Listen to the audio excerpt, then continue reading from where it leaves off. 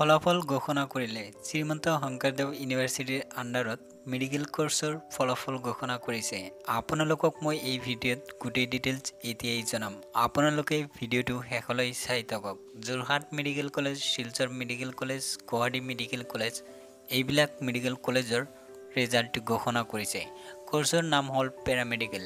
Paramedical কোৰ্ছত বিভিন্ন ধৰণৰ course আছে।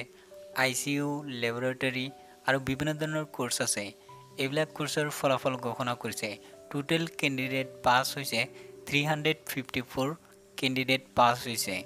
আপোনালোকৰ এইবিলাক কোৰ্ছৰ এক্সাম হৈছিল জানুৱাৰী মাহত এক্সাম হৈছিল 2019 চনৰ জানুৱাৰী মাহত এক্সাম হৈছিল পেৰামেডিকেল কোৰ্ছৰ।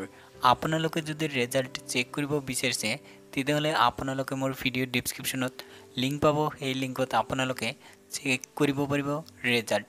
যদি আপোনালোকে এনেধৰণৰ নতুন নতুন খবৰ পাব বিচাৰিছে তেতিয়াহ'লে মোৰ চেনেলটো ছাবস্ক্ৰাইব কৰিব। তেতিয়া আপুনি অতি সোনকালে লাভ কৰিব নতুন নতুন খবৰ।